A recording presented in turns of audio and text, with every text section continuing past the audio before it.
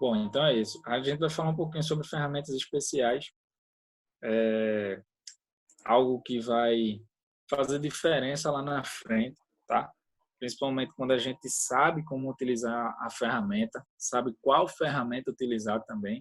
Então, isso faz diferença na hora que a gente está fazendo uma manutenção, a gente vai auxiliar alguém em alguma manutenção e a gente diz, ó, se usasse essa ferramenta especial aqui, vai facilitar o trabalho da gente. Então, assim, principalmente para quem nunca trabalhou na área, está pretendendo começar no setor como um auxiliar ou algo do tipo, que é como a gente começa realmente, o profissional começa nessa parte. Então, assim, vai fazer diferença e grande lá na frente. Eu digo isso porque eu já passei por uma situação dessa, tá? Eu era auxiliar na época e o pessoal não utilizava uma ferramenta especial para trocar o braço axial da caixa de direção. Sofria muito, deixava de vender até o braço axial por conta disso.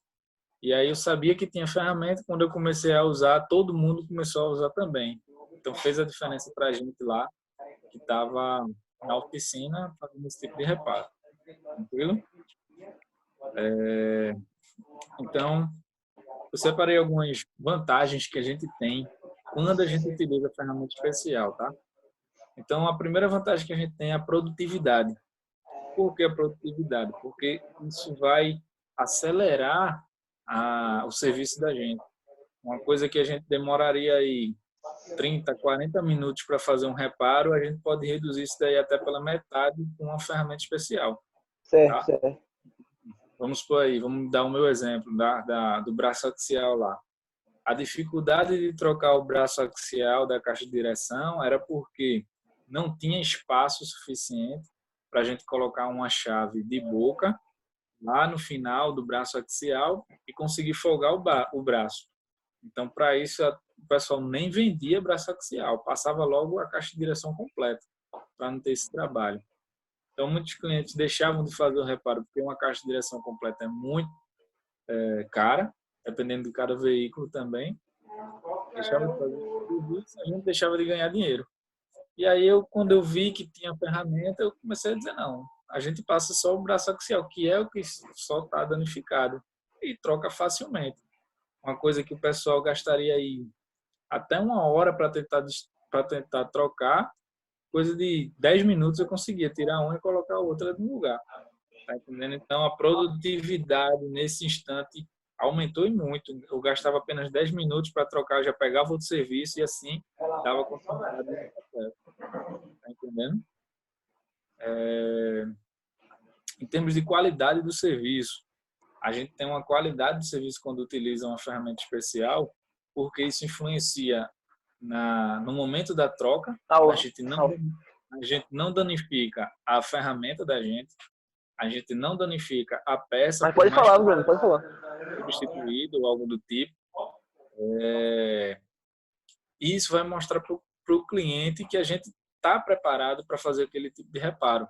O cliente chega na oficina, quer fazer um reparo, o cara não tem a ferramenta especial, isso daí vai prejudicar a qualidade do serviço dele. Comparado a outra oficina em que ele vai ter essa ferramenta, isso daí vai fazer a diferença. O cliente já vai pensar, pô, se eu tenho uma oficina que disponibiliza das ferramentas especiais para o meu carro, eu vou estar sempre fazendo um serviço aqui, porque eu sei que ele está preparado para executar qualquer serviço que eu necessito. Tá entendendo? Então vai Certo, fazer certo. diferença. E a questão de durabilidade dessas ferramentas. Por ser ferramenta especial, ela é utilizada para determinados momentos, para determinadas peças. Então, não é usada constantemente, como uma chave catraca, uma chave de biela, uma chave combinada e tantas outras chaves que a gente utiliza na mecânica. Por ser uma chave especial, uma ferramenta especial, são determinados momentos que a gente vai utilizar. Então, a durabilidade dela é bem prolongada. Então, eu penso que vale muito a pena você ter uma ferramenta especial por conta disso. Tem gente que pensa que porque é caro, porque eu só vou usar de vez em quando e tal, mas a ferramenta se paga. Então vamos supor aí que uma ferramenta para tirar um braço axial esteja custando em torno de uns R$ 200. E eu vou cobrar para trocar cada braço axial, junto com a peça e mão de obra, eu vou estar cobrando aí uns R$ 80. Tá? Então, se a gente começar a multiplicar esse preço aí, a ferramenta vai se pagar com uns 5, 6 reparos que eu fizer. Tá entendendo? E eu vou poder utilizar ela o resto da vida útil dela. Então, eu acho muita vantagem quem tem uma ferramenta especial, independente do preço, por conta disso. E muitas vezes tem gente que cobra até mais caro do que outros lugares, justamente porque tem a ferramenta especial. Isso vai fazer a diferença na hora do reparo. Tranquilo? Então, a durabilidade de uma ferramenta especial é muito maior do que uma ferramenta comum por conta disso. Porque são determinados momentos que a gente utiliza, não é sempre, não é o todo dia que a gente está usando a ferramenta. Tranquilo? A gente tem as aplicações. Ferramenta especial se aplica a toda e qualquer parte do veículo, na realidade. Então, a gente tem aí, ó, a gente pode utilizar ele na parte do motor, seja na parte seja na parte de arrefecimento, qualquer uma parte dessa, eu posso utilizar uma ferramenta especial. E todo veículo tem ferramenta especial, tá? Varia muito de marca para marca. Tem as ferramentas especiais que são universais, eu posso utilizar para várias marcas. E tem ferramentas especiais que é daquela marca, exclusiva, que eu consigo utilizar naquela marca, específico para aquilo. Tá? Fala abaixo aí, sim. A gente consegue utilizar também ferramentas especiais no câmbio, na suspensão, no freio, na elétrica, na direção, na injeção eletrônica. Ou seja, em toda a parte do veículo eu tenho ferramentas especiais para se trabalhar. Beleza? Aí eu vou destrinchar mais um pouquinho para vocês. Na parte do motor, vou dar um exemplo aí. Ó. A gente tem o estetoscópio, não é aquele que o médico usa, não. É parecido, tá? Mas a gente utiliza um estetoscópio. A gente utiliza um cavalete para motor, que é o suporte do motor, onde a gente vai apoiar o motor. E a gente utiliza vários manômetros de compressão para verificar se a compressão dentro do cilindro está ok. Manômetro de óleo para verificar a pressão do óleo, para ver se está ok. Manômetro da bomba de combustível para verificar a linha de combustível, se está ok. Manômetro de arrefecimento para verificar o sistema de arrefecimento se não tem nenhum tipo de vazamento. Eu separei aqui, ó, deixa eu colocar a imagem, tá, para vocês. A imagem das ferramentas. Ó. Aqui está o suporte do motor, onde a gente pode apoiar, tirar o motor do veículo e parafusar ele ali. Tirar o motor do veículo e colocar ele aí, parafusar ele aí e poder trabalhar nele de forma... Não. Está saindo a imagem aqui. Cadê?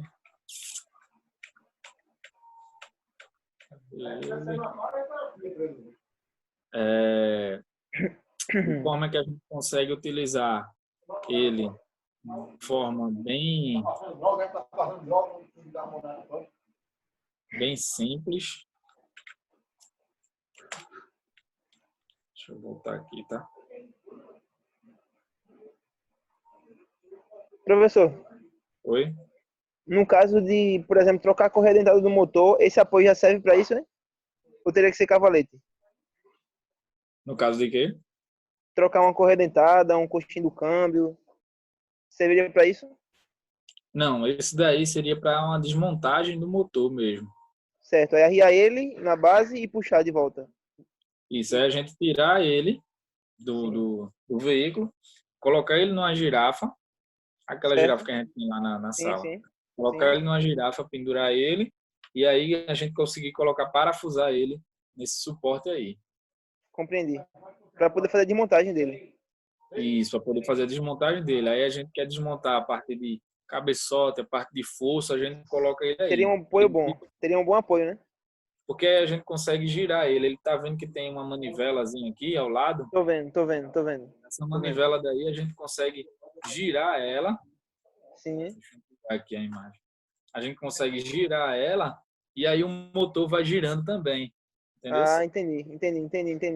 desmontar a parte do cárter, que é a parte de baixo. Então, é só girar ele e desparafusar. Eu não preciso me enfiar embaixo do motor, não. É só girar ele Compreendi. e desparafusar, Compreendi. entendeu? Facilita muito o trabalho Legal, da nunca gente. tinha visto, não. Então, esse Tem uma... suporte do motor, esse suporte do motor auxilia a gente justamente por conta disso. Entendi. Beleza? Facilita muito. Tem também, deixa eu ver aqui, tem também aqui, ó, o estetoscópio, cadê? Aqui, ó.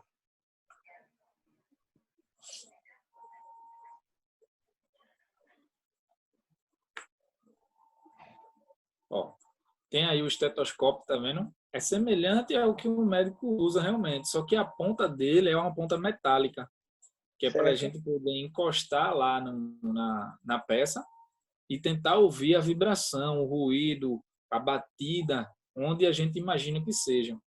Eu peguei um veículo assim recentemente e a gente estava usando o estetoscópio para poder identificar onde era, se era na parte de cima, se era na parte de baixo, e aí poder desmontar com uma proximidade melhor para poder encontrar esse defeito, tá entendendo? Entendi. Porque Teve um dia que eu precisei de trocar um rolamento de uma correia, só que eu não sabia qual era, se era do alternador, se era da bomba de hidráulica ou se era do compressor de ar.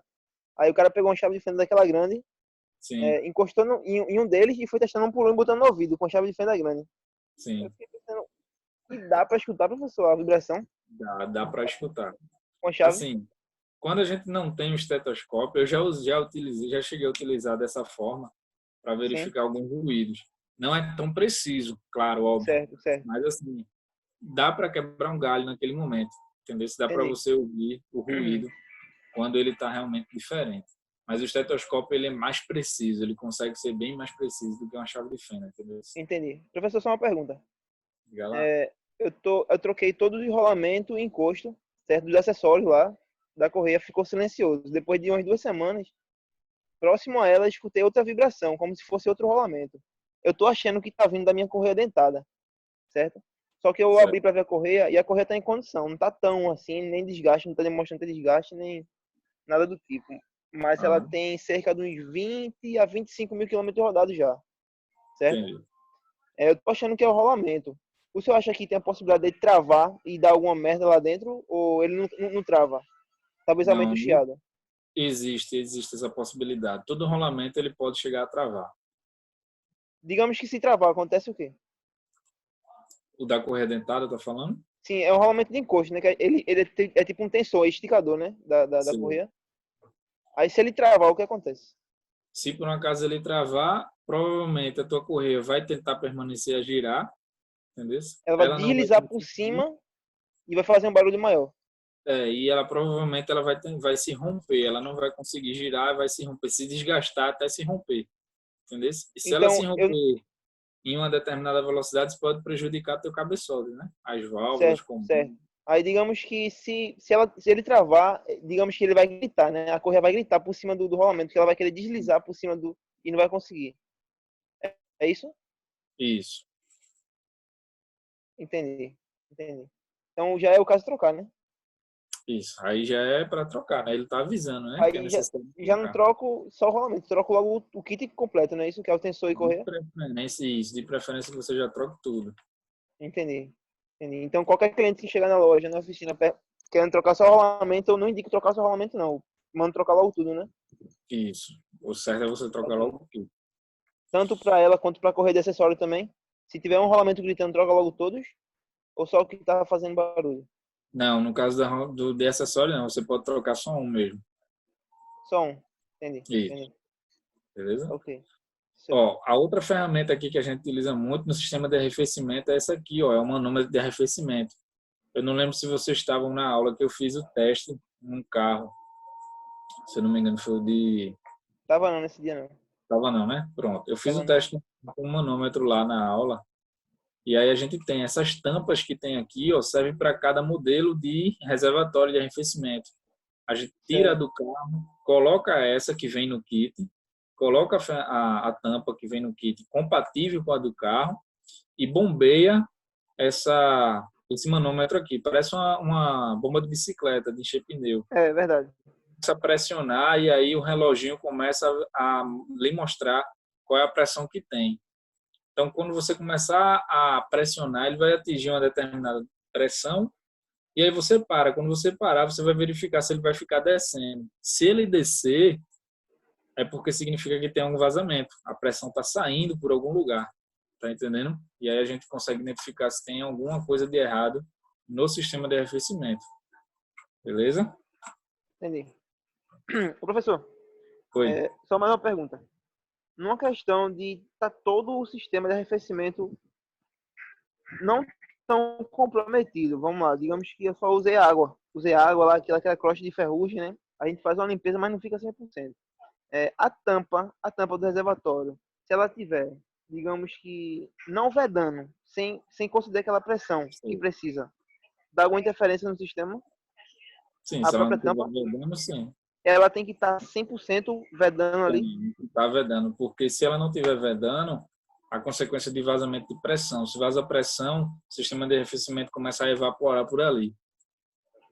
Entendi. Então era por isso que, digamos que se tem uma tampa folgada, não tá fazendo o trabalho dela que deveria fazer. A água vai evaporar mais rápido e o sistema de arrefecimento vai estar comprometido porque não vai estar passando a quantidade de água que era para passar. Isso, e vai dar entrada de ar no sistema também, né? Entendi. O motor Entendeu? vai trabalhar mais aquecido. Isso, a tendência do motor vai ser aquecer. Tá ok. Pronto. Outro relógio que a gente tem, outro manômetro que a gente utiliza também, ó, é um manômetro de compressão, tá? Esse daqui é para a gente verificar a compressão do cilindro. A gente coloca lá, liga o veículo, desliga, tira todas as velas, coloca ele no lugar da vela e dá partida no veículo. E aí ele vai mostrar aqui, ó, qual é a pressão que está dentro, tá? Para verificar se vai estar dentro do padrão. Isso tudo a gente tem que comparar com o técnico que Entendi. está atento quanto a isso daí. É bom, né? Já passa. Se Deus quiser, já passa. Só aqui. Eita. Tem que dar uma bronca primeiro. Ele não pode passar ainda, não. Deixa eu ver se eu acho o Um outro. período ruim aí, mas se Deus quiser, já acaba. Esse daqui, ó, já é um manômetro de pressão de óleo, tá? É parecido com o de compressão, porém no final dele a gente troca por essas peças aqui, ó. E aí vai variar de acordo com onde está cada sensor de pressão do veículo. A gente tira o sensor de pressão de óleo e rosqueia essa parte aqui da ferramenta, tá? Para poder identificar qual é a pressão de óleo. Mas do motor mesmo? Do motor? A gente tem que Quando é comparar que isso iria? Existia um com tipo de válvula no motor para poder testar? o sensor de pressão de óleo, tá? Então, Sim. a gente retira o sensor e no lugar do sensor a gente coloca a ferramenta. Eu acho que Beleza? meu carro tem isso não. Meu carro tem isso? Aqueles cortes, professor? Tem? Tem. Presta atenção, porque meu padrinho ficou assim. Meu padrinho perdeu 35 quilos. Deixa eu voltar aqui. Malmado demais, sem se alimentar, né? Que era. Ó, na parte do motor seria um